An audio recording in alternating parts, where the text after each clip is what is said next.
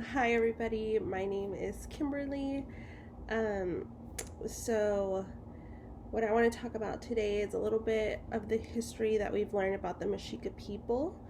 So the Mexica people obviously believe a lot in hard work, service to the state, service to their gods, and the Mexica people are also polytheists. They have about 144 deities. 66% of those are masculine deities, and then the remaining 34% are female deities. Um, so the Mexica deities, they can have natural and celestial powers and resources. And I know a lot of people refer to them as gods, but it would probably be best to refer to them as superior beings or demigods, because that's more of what they're like than just a god. So let's see here. So in Dr. Estrada's video posted in January of 2022, we learn about how the Mexica people believe a lot in duality. For example, husband and wife, male and female, near and far. And they also believe a lot in dual natural cycles. For example, day and night, drought and rain. So the Mexica people believe a lot in that. So with that being said, I want to go ahead and talk about the art that we had to do for this week. So the first piece that I would like to talk about is the deity god Tlaloc. So he is the god of rain, and so this is the first art piece I have here. So I was really inspired by this image up here and the colors that it presented. So I really wanted to reflect that in my artwork here. So I brought in the red, the blues, the greens from the beads. And so some of the things that we know about Tlaloc, again, is that he is the god of the rain. He was actually found in the Tlaloc side of the Templo Mayor, and he is easily identified because of his big goggle eyes here and his fangs. Something that I found really interesting was that he is seen in other cultures as well, not just in the Mexica culture, but in Chichen Itza. He was also found as well. So this was the first art piece, again, that I chose. The second art piece here is also Tlaloc. So again, you can see here his big goggle eyes, his fangs, and obviously he was a very important deity in the Mexica culture.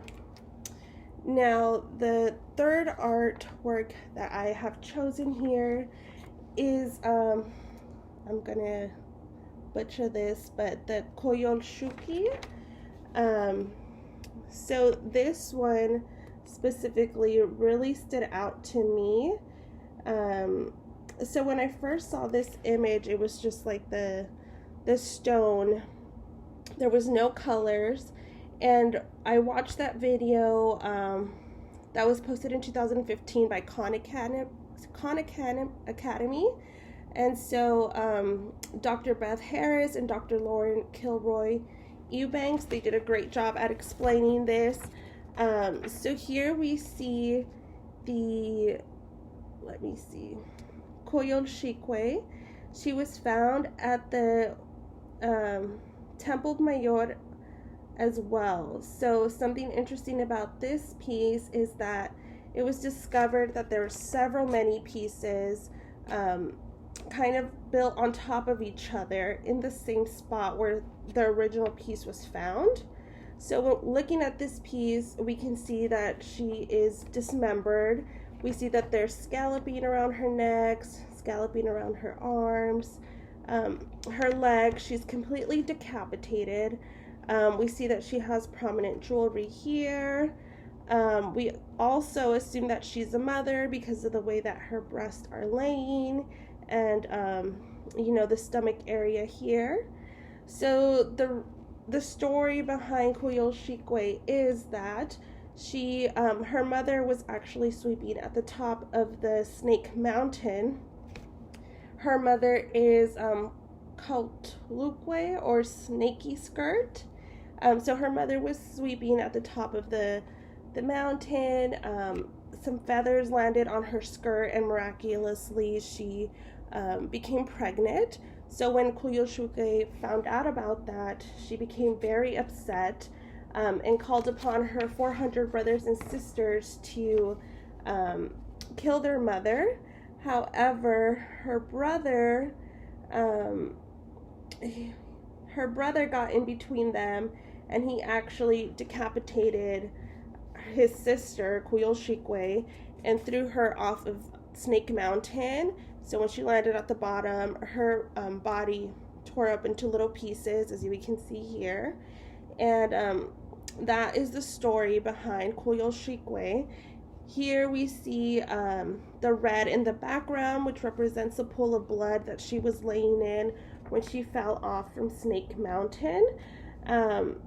I just really enjoyed this piece specifically because when I first saw the image, I was very confused by it. I couldn't really see what was trying to be depicted, but after doing the coloring, looking at the videos, reading the book, just learning what was trying to be depicted and actually seeing it jump off of the page, I thought it was extremely interesting. So this one is by far my favorite piece of art that we've seen so far. So that's what I have for this week. I really enjoyed watching those videos a second time, picking up more stuff that I didn't catch the first time or when we watched them last week. So overall, I had a great time this week. If you guys have any questions or comments, any critiques, I would greatly appreciate it. Thank you guys, and have a good night.